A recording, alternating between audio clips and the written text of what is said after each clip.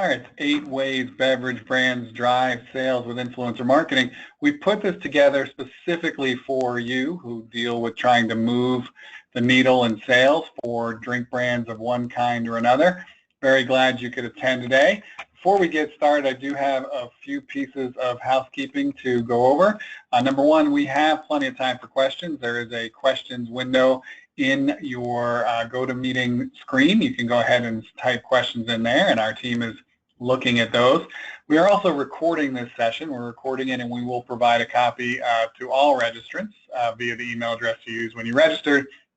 And finally, if you'd prefer to get to us through Twitter or share your thoughts on Twitter, we are monitoring that as well. You can use either @Carusele, C-R-U-S-E-L-E, or the hashtag influencer webinar. We are watching both of those as we go. So let's get things started. My name is Jim Tobin. I'm the president of a company called Carusele. I also started a company called Ignite Social Media in 2007.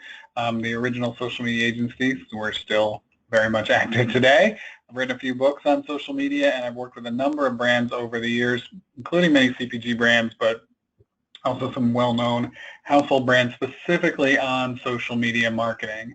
With me today is Erin Ledbetter. Hello, Erin. Hello. Erin has had numerous jobs in social media marketing, client service, business development, content, community management, and most recently, for the last 2 years or so, has been our senior vice president over at Carusele, where she's written dozens, multiple dozens, scores. I think Abe Lincoln would have said scores of strategies for some of the best-known CPG brands in the world, and has really helped us have some of the results that you're going to see today. So welcome, Erin. Thanks, Jim. Hey, sure, no problem. All right, so let's jump right in. First, the way we've structured this, we're going to start with a handful of watch-outs, roughly 3 things you need to be careful about if you're a beverage brand doing influencer marketing, and then we will go into about 5 things you should do from the positive side to make sure your influencer marketing has the best likelihood to drive sales. So let's start with the first of those watch-outs, and it gets down to the FTC and compliance. And this has been something that's been going on for a number of years, and the FTC has been, I think they've handled it pretty well, actually. They've been sort of adding a little more guidance as they go and trying not to be too prescriptive too quickly, but trying to basically, set a rule that if you're trying to trick people, that if you're not really clear in what you're doing that said, hey, I was paid to do that, hey, this is basically an ad, we're going to crack down on you. This is their most recent letter they sent out to, I believe, about 90 influencers, specifically showing them areas in which they had violated their FTC endorsement guides. And so a couple things that come out of this. One is this very clear sentence here in the 3rd paragraph. If there is a material connection between an endorser and the marketer of the product, it must be clearly and conspicuously disclosed. If you remember nothing else from FTC guidelines but that, a material connection, yes, then clearly and conspicuously disclose that. Everything they do seems to follow from that. Now, material connection doesn't mean you were paid to do this post. It could be you work for the agency that is working on this. It could be you were given free product. It could be you're married to the chief marketing officer. Any material connection that affects the weight of credibility, the weight or credibility, should be disclosed. It's pretty simple. We've been complying with it since before it existed, and it's just sort of a best practice here. But one of the other things that they've done as they've gone along is they've been more clear on what they mean as people, I think, try to trick and move beyond this fairly broad direction here. So disclosing any material connection above the more button, and Erin will show you some examples on that in a second. But also, if you're going to have multiple tags, this is the sort of trick that a lot of influencers have been using for a long time. Let's write 10, 12, 14 hashtags, and in the middle of that, just put hashtag ad or something else. That's not clear and conspicuous. So these tricks that people are trying to do, they're not working. So that's the first watch out, and Erin's going to bring that a bit more to life at this point with some clear examples here.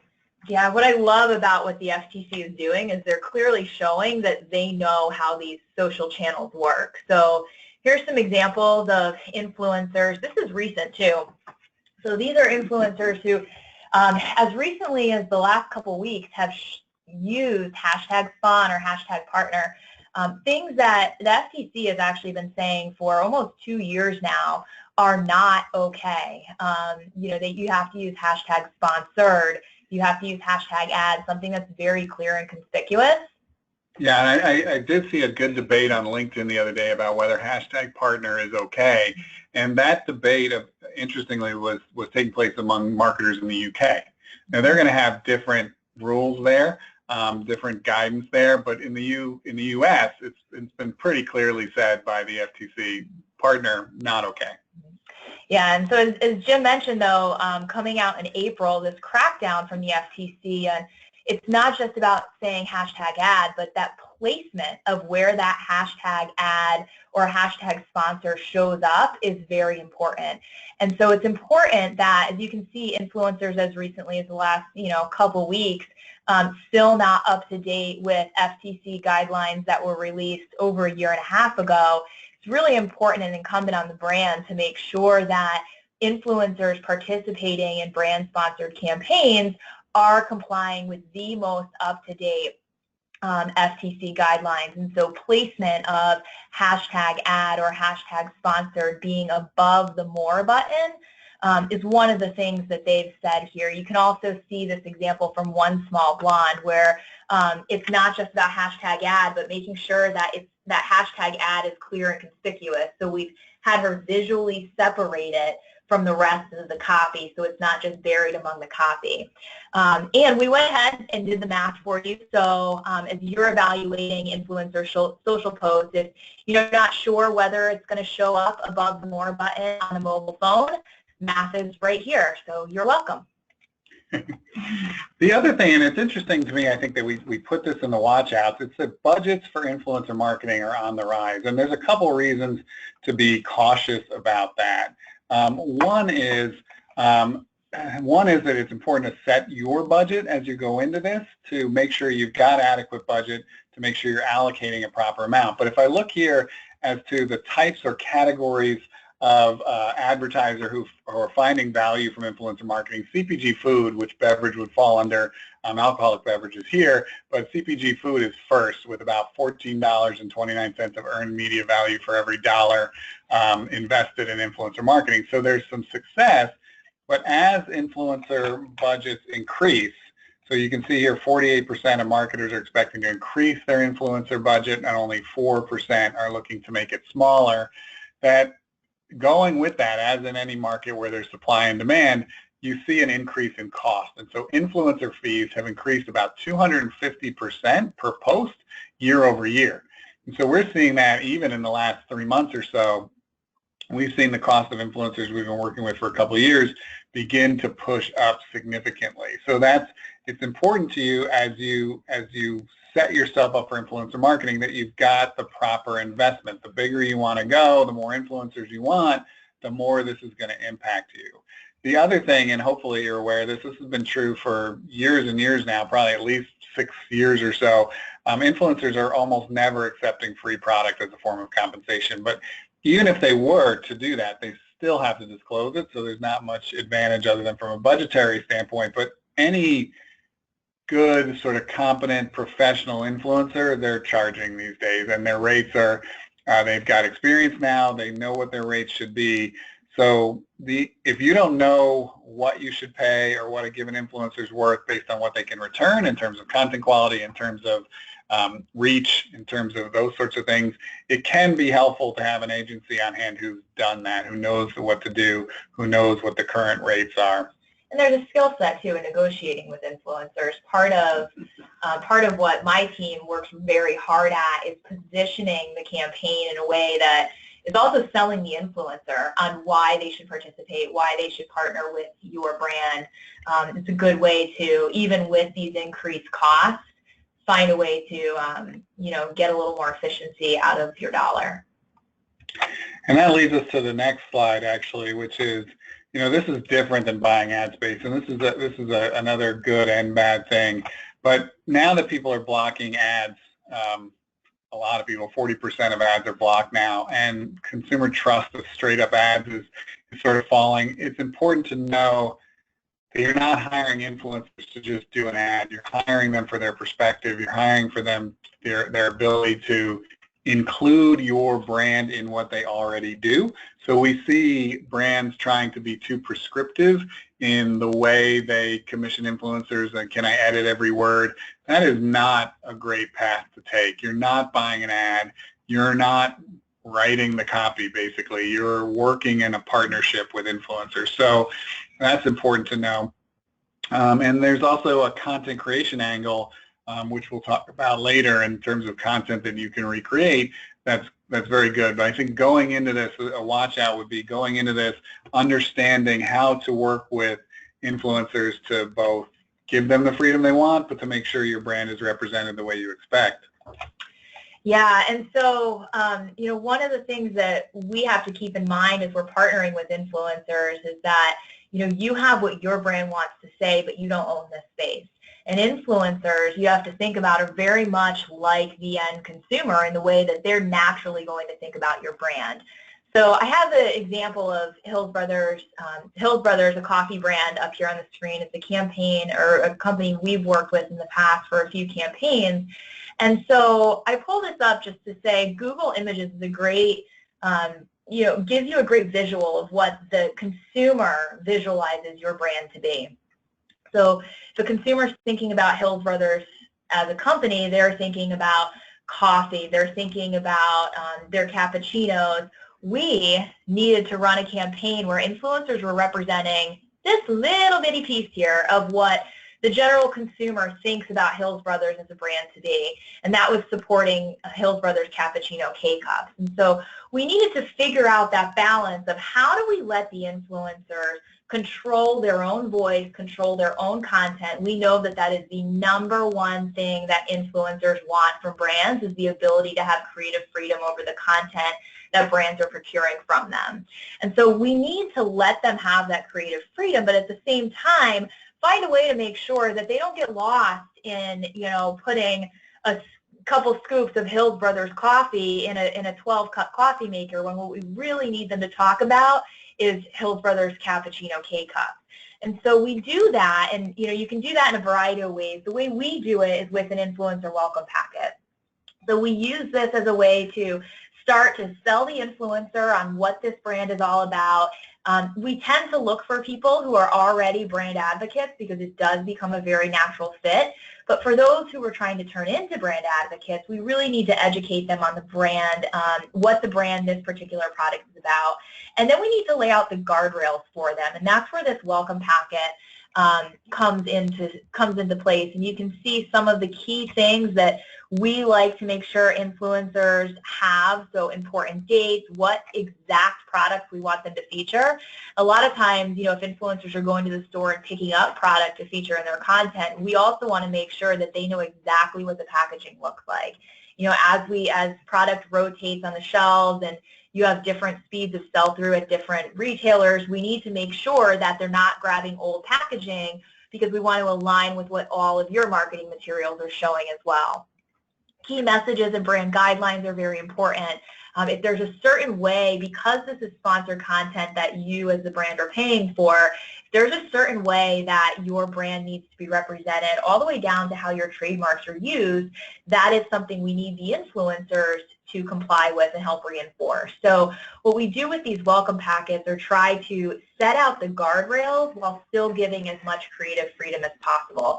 Because I'll tell you the one thing influencers really don't like is having a brand come back and mess with their content after they've created it. The other thing you need to think about beyond just your brand and what you're trying to get out of this campaign are the things that your marketing team probably knows specific to your company, your products, and your industry. And in this case, you got to expect that the influencers, while they may understand FTC compliance, for example, they know nothing about what your industry rules are. So these are some of the guardrails we need to set. So if you are a company who might be selling a sugary soda product, for example, and you've committed not to have kids in your marketing messages, we need to make sure that the influencers are aware of that. You don't need to disclose your whole brand strategy, but that is a guardrail that you would want to set, that children aren't in the photo, or that maybe the soda isn't positioned as a treat for a child in the photo or in the content that the influencers are creating. You also need to make sure that influencers from the upfront know about the claims you can and cannot say. Of course, we would check, or you should check, every piece of content before it goes or after it goes out, just to make sure that it's compliant and get it changed immediately if it's not. But this is also something that you can set in the welcome packet on the upfront. So if you know that you can't use claims like healthy or healthful in your product because of FDA regulations, then we need to make sure that influencers are instructed as part of the don'ts to also not make those claims that they may make unknowingly. You also might have other precautions specific to the product that you want influencers to be aware of. It's not something that they would necessarily message unless you make that message as part of your ongoing marketing materials. But you want to make sure that you're not sending coffee with nuts in it to an influencer who has a nut allergy, for example. And that's the type of thing that they might want to share. Things like no high fructose corn syrup. If those are claims that you can put on your package, that's something that you may want them to say. We also have to keep in mind personal backgrounds of these influencers. So, non-GMO, organic foods, those two are really hot topics in the food industry, or in the food influencer space. There are some influencers who are completely against GMO or products with GMO products in them, and so you want to make sure that the influencers that you're reaching out to, that you've done your due diligence, that if your product cannot put the non-GMO claim on it, that you're not reaching out to influencers who have been actively speaking out against GMOs. That's one of the things we said earlier, you're not buying an ad. These folks can choose, particularly the good ones. They've got a fair amount of work. They can choose who to work with and not work with, which is fine. You just got to find the right influencers for your brand. So in terms of best practices, let's move into that at this point. Some of the things to think about as you go ahead and move forward with influencer marketing. Number one is to set your goals. I had a client the other day saying, can you evaluate this old campaign that we did with somebody else? And I said, if you set the goals in advance, you can very likely evaluate it very quickly. If you didn't set any goals, then nobody can evaluate it. Or if you set a really broad goal like, we're going to raise awareness of our product without any way to measure that, then it's unlikely anyone can evaluate that. So setting goals in advance are important. The ideal one, of course, is direct lift. So how many people saw this message and then bought the product versus a control group? This is possible. It's been done in Beverage, actually, with Silk almond milk and a Nielsen Catalina study. It's very good data, very good research. You can email any of us, Jim@Carusele.com. I'll send you that study if you haven't seen it, but it's very good. It just does require a significant investment. You're probably looking at a program in around the $400,000 level to make sure that you have enough spread of the message to have reasonable expectations that people have been exposed to it versus a control group, and that you have a product with wide enough sort of breadth that they can get a sample size that's meaningful. But the Silk almond milk study was very, very impressive in terms of the lift from influencer being dramatically different than from banner ads. If you can't do that, you can at least do correlated lift. And we do this a lot for our clients. So we take the lift from a sales program relative to the impressions that we delivered. We can do a timing of when our impressions were delivered, but at least how did this campaign do in terms of sales lift relative to prior campaigns you've done without influencer or with different tactics. This is not pure. Correlation does not equal causation as a sort of rule of statistics, but it is a helpful thing to have, and it's much more cost efficient to do than a direct lift. Share of voice impact measures how much share of voice you got versus usually a handful of competitors prior to your program and then during your program. Some people may not appreciate how important this is, but if you think back to television advertising, most kinds of advertising, share of voice aligns pretty directly with share of market. In fact, there's good research that shows that for every 10 points that share of voice exceeds share of market, a brand can expect a 1% lift in share of market. So in other words, if you can get people talking about your brand more than they buy it, they will buy it more. So these programs do drive online share of voice, and that has routinely correlated back to sales lift. So it's not a bad metric. Yeah, and it's worth noting too on share of voice, you know, there's two ways or a few different ways you can look at it. You can look at it for your brand as a whole. So let's say you're Pepsi. How did this campaign affect overall share of voice for Pepsi? But you may want to get a little bit granular than that. Are you looking for share of voice among a particular audience, or are you trying to drive ultimately sales for Pepsi at a particular retailer? In that case, you might look at conversations related to Pepsi the brand plus the retailer, and then Pepsi the brand plus other retailers. If you want to see how how an influencer campaign that was run supporting a single retailer may have driven lift versus influencer campaigns that weren't at another retailer. You can also look at a competitive set within a single retailer. So let's say you're Pepsi running a campaign at Target. You could look at Pepsi at Target, but you could also look at Coke plus Target or Dr. Pepper plus Target. And it does give you a very good proxy kind of measure of how you were likely able to affect ultimately share of market at that retailer. Yes, great.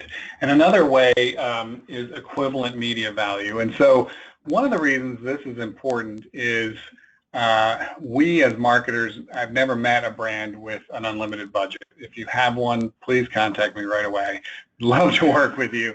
But without an unlimited budget, we're all making decisions of where to put the next dollar. Do we put it over here in influencer? Do we put it in point of sale, point of purchase, end cap? Do we put it in an FSI? Do we put it in an email blast? Where do we put these dollars? And so equivalent media value is a way of saying, all right, I paid what CPM, so cost per 1,000 impressions. I paid a $6 CPM or a $9 CPM.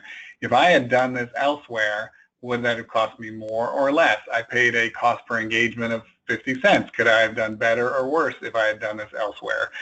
This can be extrapolated out to other things like coupon redemption, although that's more direct lift. But the equivalence point here is important, that I could spend my dollars elsewhere. How am I doing with this influencer program versus where else I could have spent my dollars?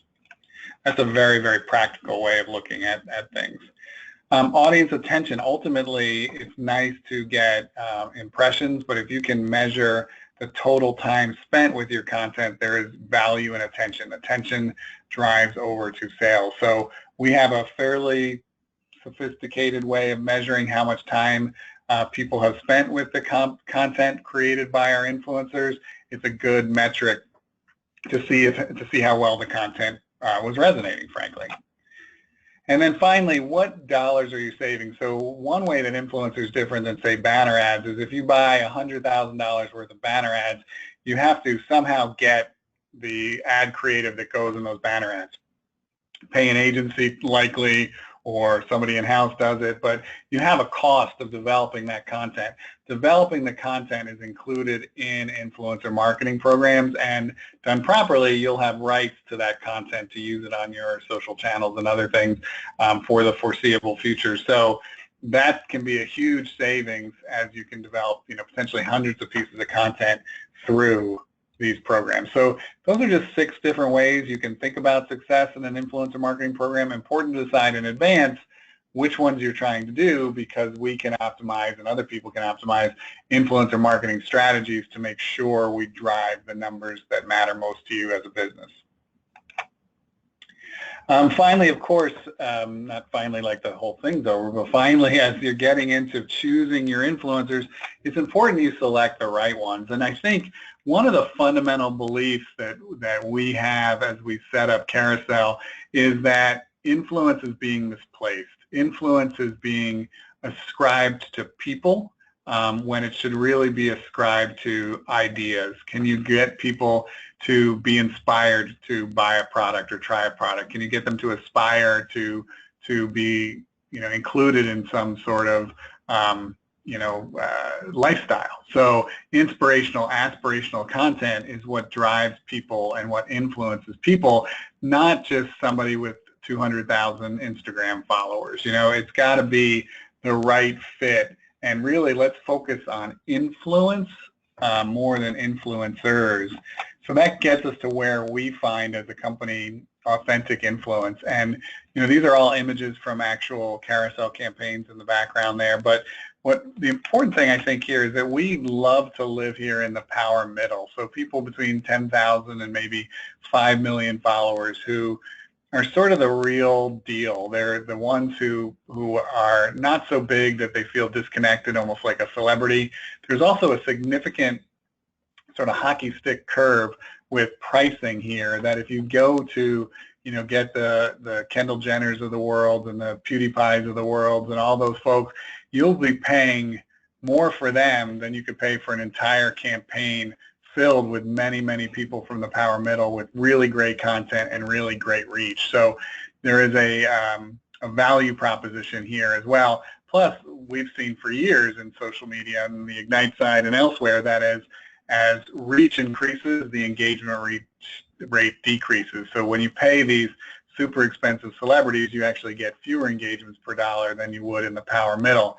We will occasionally use content specialists if they're really good at a particular type of content. So for Hallmark, for example, we use stop motion animators to create a really cute program, a really cute video of people going into retail and buying Hallmark cards and putting them under the tree. We did that in part because we know that reach is easier to manufacture than quality content, than passion, than those sorts of things. So, so many people are off here buying reach. That's not the right way to do it. By influence, by content, by inspiration, and reach can be manufactured, as we'll talk about in a minute.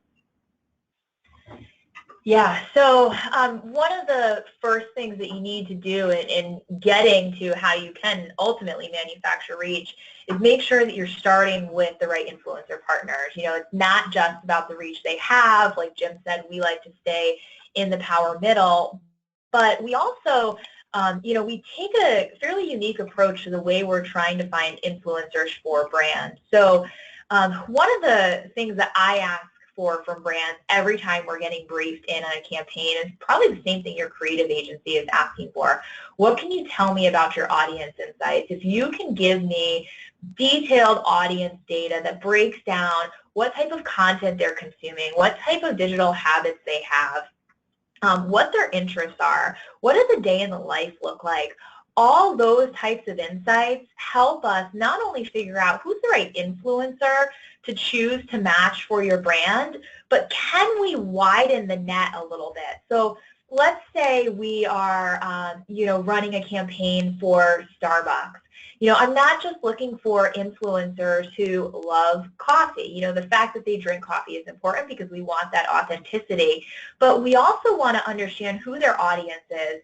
Is the audience of Starbucks somebody who is on the go, somebody who is a young professional, somebody who is a city dweller, somebody who is really into pop culture, for example? Those types of insights help us find an influencer who is creating and sharing the type of content that audience would be looking for and sharing anyway, regardless of whether the influencer or that audience member was necessarily a fan of Starbucks. And now we can find a way to put Starbucks into that conversation in a way that's much more natural fit for the type of relevant content the audience is looking for. It's also really important that you match the platforms you're going after to both your audience and the objective. So just because we're doing influencer marketing, and a lot of influencers happen to be millennials, and there's a lot of influencers on Instagram, absolutely does not mean that Instagram is the right platform for you. We've done influencer campaigns that were only on Instagram. We've done influencer campaigns targeting an audience of 65 plus for Medicare Part D that had no Instagram involvement at all, because people 65 plus who we were targeting with that messages are not on Instagram. So we used blogs and figured out how can we put that blog content in front of those people in newspapers. So you really have to consider where your audience is and what they're engaging with on those platforms, but also whether those platforms are going to serve your objectives. Say you're trying to drive click-throughs, for example. You're trying to drive e-com. Just because you happen to be using millennial, you're going after a millennial beauty target. We cannot have a click-through that works really well, at least on Instagram. We can put the link in the bio, but that's pretty much it, and it doesn't live forever. So Instagram may, if you're trying to drive click-throughs, just because your audience is there and consuming content there, it may not be the best channel to match your objectives. So it's really important you take both of those things into account when you try to decide which types of influencers and which channels you're going to activate on.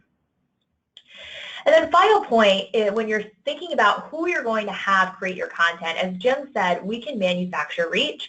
We can't manufacture great content. And so this middle group here, influencers with audiences and topics that really align with your brand messaging and are considered kind of true social influencers in that power middle, if you will, they're definitely the low-hanging fruit. They're the place to start. They're where the bulk of the content creators in our campaigns at least come from. But you also want to consider the fringe people, the people that maybe are brand advocates, and they might not have significant reach, but they bring a passion that they could bring to their content that you're able to then amplify in a way that puts that content with that third-party passion and third-party credibility in front of your target audience. And you also want to think about people who are just amazing content creators. So photographers, videographers. Jim mentioned the example of the stop motion artist that we used for a Hallmark campaign. That's the type of thing where you want to figure out how can we manufacture amazing share-worthy content that can kind of just make itself known throughout the web without the original creator having to have a significant following, because it's so share-worthy that other people, including other influencers, so people in this middle group, would be willing to share. We also mentioned a little bit earlier about, needing to give influencers that creative freedom, and it's so true. So this is data of a survey of influencers, and you can see the number one thing, 77% of influencers say that the thing that would make them more likely to work with a brand is working with a brand that's willing to give them creative freedom. So it's really important that we give them that freedom. Yes, Jim? It's funny, though, because we also asked influencers in another webinar we did, what's one of your big pet peeves working with brands? And it's when they put no guardrails on them also. So it's how do you balance that, Erin? Yeah, great question, Jim. That's a segue. Hey, no, it's so true. And, I shared the example of the welcome packet earlier, but here's a really great checklist that you can use as you're thinking about how do I brief the influencer in with the right amount of information that lets them have that creative freedom, but make sure that they don't come back with content that's off message, off brand, and doesn't really support the overall campaign objectives. And so things like important dates, the product imagery, what are the exact key messages, how they speak to your brand. Are there any guardrails, specific to the industry, like not showing kids in the photos or not making sugary sodas a treat for kids, for example? Those types of things you want to kind of bake into a very concise brief for your influencers, keeping in mind that people don't read. That's general, has nothing to do with influencers. It's a general rule of people that I'm sure you've learned throughout your business career. So it's important to make sure that you just keep it concise, short, but give them the information they need. And you can see here's some just content. You can see the variety that came through in this Hills Brothers cappuccino campaign that we mentioned earlier, with each influencer taking a different spin on how they were presenting the product. one influencer is hosting a party, one influencer is doing a tablescape and remodeling her kitchen, another influencer is relaxing on the couch, and another influencer is creating, fancy cappuccino recipes. And they all take this different angle because we gave them the creative freedom to work within the guardrails, but really bring to life content that they knew was going to resonate with their particular audience. And then finally, when you have that great content, you need to consider the amplification plan. This amplification can come across much more efficient if you're working with good content to begin with, because people are more likely to share. When you boost it with media, that media performs much better, and so it's more efficient. Here are the types of things we look at. So first, we always look at how can we get the reach of influencers without having to pay every single one of them to create content. What you may or may not know is a lot of influencers have this beautiful kind of Instagram, Pinterest-worthy content that they're creating, and they're doing that in partnership with a photographer. It's very rare these days that most of the kind of higher-end content creators are creating their own content, taking their own photos, editing their own photos and videos. They're partnering with a professional photographer, and so it does cost them a lot of money to create this content for you, and of course those costs do get passed on to the brand. And so one of the unique approaches we take is have influencers who are like-minded share content that's already been created and is high performing by another influencer. You can see here Celeste Thorson calling out influencer NYC Pretty for helping introduce her to the Walgreens app and working in some of those key messages.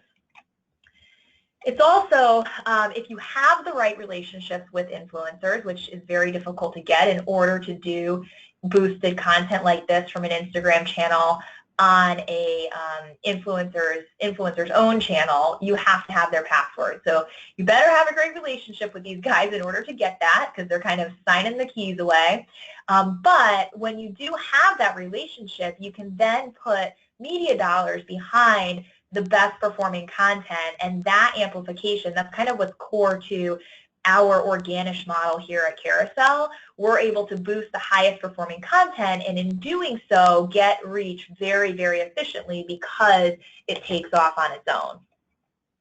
There's also other types of media placements you can do. So native advertising, you can think about how you use influencer content in this case, here's a news article. This was going after sort of an older demographic, reading these local papers.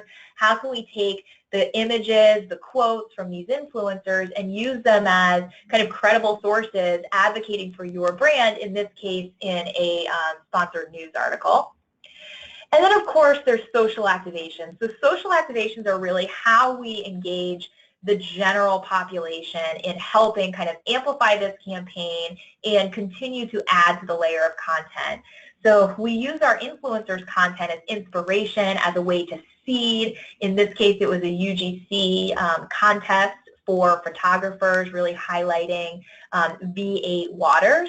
And so you can see even this great content, this was not the influencer content, this was user-generated content inspired by content from, in this top left corner, one of our influencers. The rest of it is all content created by Instagram photographers, further amplifying the V8 message and getting that brand awareness across. So once you have all this content, it's one of the great benefits of an influencer campaign. Consider how you can leverage it. So throughout the campaign, you should be engaging with influencers from your channel. You could be retweeting and resharing their content.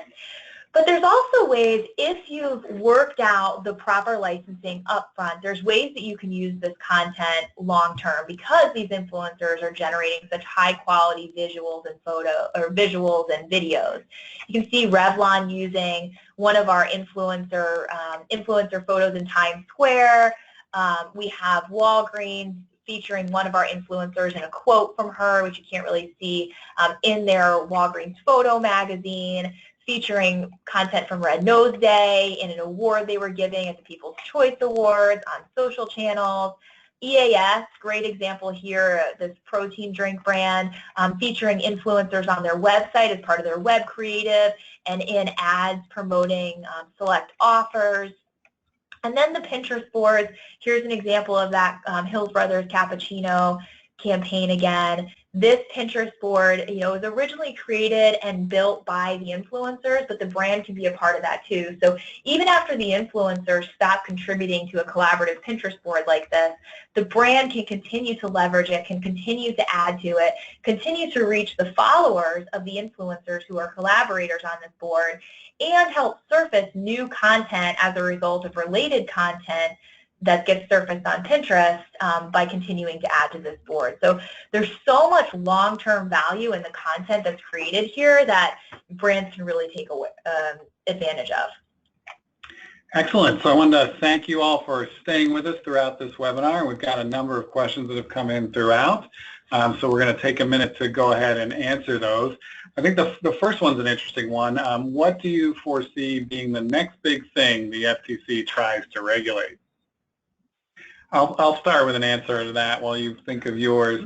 I don't see the FTC looking to put much more prescription down. I think at this point they feel they've been clear and consistent, and I think that's a fair thing for them to think. I look for penalties to come next. I look for brands to get more significant penalties. At this point, they have wrist slapped both influencers and brands, and I think if these 90 letters they sent out a month or so ago don't do it, they're going to start cracking down much harder. Yeah, I agree, and I think with the FTC, part of what we're seeing from them and what I've been very impressed with is that they seem to understand how this marketing platform works. It's surprising sometimes from the government to see them see that, but it's very clear that the FTC understands how social works, understand how influencer marketing works, and so it's not going to be much longer where people can kind of pull the wool over their eyes and try to get past it, because they really do get it. And the bigger brand you are, I think the more likely they're going to want to make you the example. I mean, if it's Nick and Tony's Beverages sold on one corner in Peoria, Illinois, and they slap them down, that's not going to get as much notoriety as if they slap down one of the major beverage manufacturers. Another question that came in is, what is the recommended annual budget brands should be setting aside for influencer marketing, other than all of that? All of it. Well, that's interesting, because I think you should definitely look at it as a percent of your overall budget. We talked about some of these added value in influencer campaigns. So, it depends on your objectives. We see brands coming to us who are saying, we just need you to help amplify this piece of content that we've already created. And if it's an amazing piece of content, influencers will share it, but you got to make sure that's amazing content. And so for if you want to just support some amplification throughout the year of some of your tentpole brand campaigns, assuming you have really good content already, you don't need a lot. But if you are really looking to drive some of that market share lift that Jim mentioned, you have to see that share of voice lift consistent throughout the year. That study that we shared is not just if you increase share of voice for a month, you're going to see share of market follow right away. It's your overall share of voice that needs to stay 10% above your share of market for an entire year to see that 1% lift in market share in that year. So for those brands that are really trying to impact on a much larger scale share of market, you're looking at a pretty significant investment in an ongoing ambassador program. I'll tell you that generally speaking, for us, for kind of well-known household brands that are trying to impact that, you're talking anywhere between $350,000 and upwards of $1 million plus. So you got to consider what your objectives are, what you're really trying to get out of influencer, and then make sure that you're investing enough to actually see that impact. You wouldn't expect to see huge sales lift that kind of changes your business from a banner ad that you only invest a few $1,000s in. And so influencer needs to be thought about the same way. Yeah, and that's really it to me. What's it going to cost you for this other tactic that you expect to move the needle? Is it $50,000, $100,000? And then compare that to an influencer program. And I believe, based on our experience doing 100 plus of these now, that you'll be very pleased with the results. But if you show up with $3,000, you're not going to get anything. So What is the most successful social activation you have implemented aside from a Twitter party? Oh, I can answer that one real quick. Well, actually, I have two. So two very different audiences. We talked a little bit about the Hills Brothers Cappuccino campaign in here. One we didn't spend a lot of time on, but was very successful, award-winning actually, is the Pepsi emoji campaign. So this was actually a shopper marketing campaign supporting the brand tentpole campaign, the overall Pepsi emoji campaign nationally last summer. We were charged with how do we ultimately drive sales for Walgreens, or for Pepsi emoji, but at Walgreens, and with a target audience of millennials. And so there's an image on the screen. Oh yeah, it is. I know. Isn't that convenient?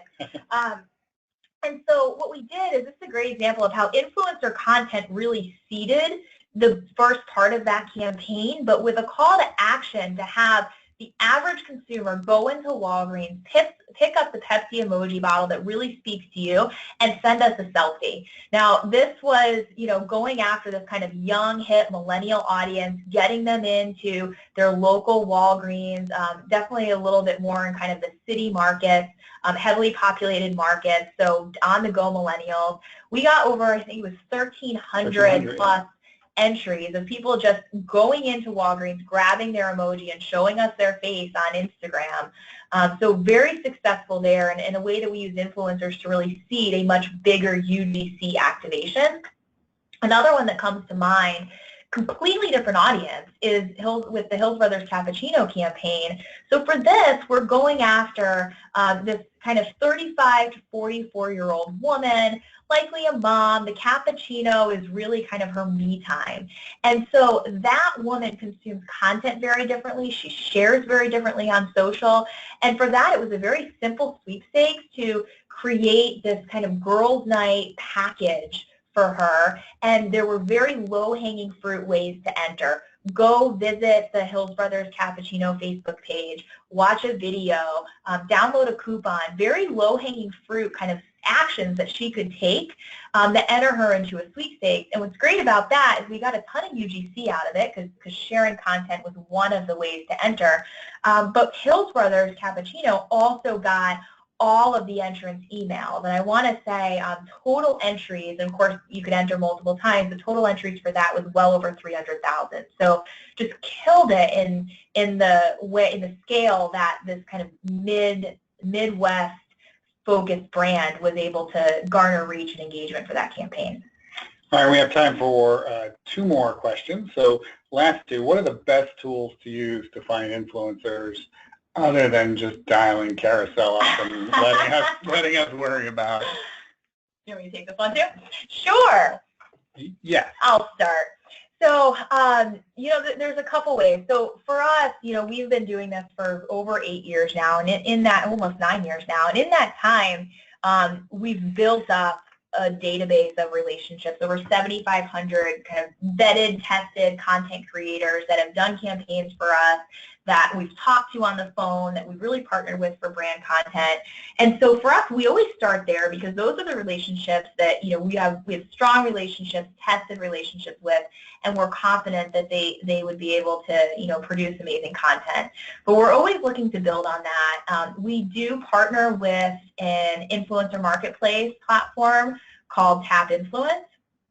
There's many like them out there. They are one of our favorites because they give us the ability to overlay IBM Watson data onto the influencer social profiles and see who these influencers' audiences really are. So, as we're looking to get more and more precise in the targeting that we get out of influencer marketing, being able to go into or supplement our kind of personal connections and trusted, tested content creators with an additional database of well over 50,000 influencers that we can overlay that audience insight data into.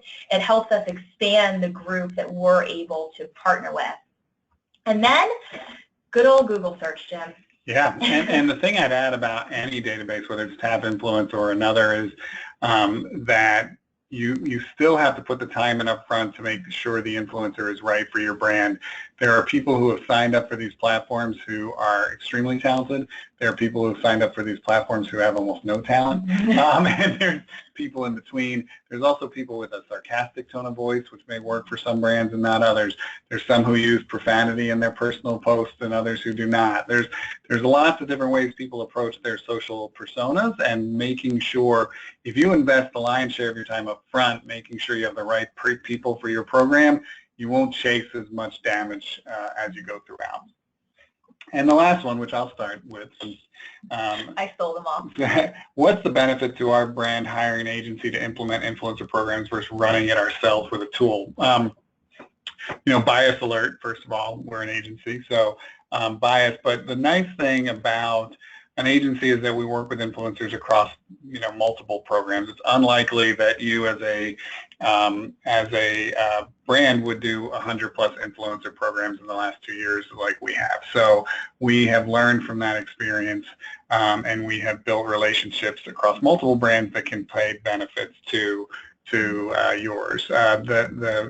You doing it yourself, you may save some money in being able to reach out directly and negotiate directly, provided that you have enough time to dedicate it to make sure you're compensating fairly, and you're being charged fairly, and you're syndicating the content, you're testing the content, you're evaluating which of the content are the best. So, if you want to just hire an influencer and tell them to write about you, that's something you can probably do pretty directly. We've tried to build a system that tests all the content, syndicates the high-performing content. I can tell you from experience, it's going to take you a couple of years to build. So that's it. That's all the time we have. I wanted to thank you all for attending this webinar. I hope you got a lot out of it. You can, of course, follow us anywhere on Twitter or other social networks at Carusele, Carusele. Send us a note. Let us know what you thought. Or obviously forums on our website. So I hope you enjoyed it. I appreciate you taking the time today. And if you have any needs, do feel free to reach out to us at any time. So with that, we're done with the webinar.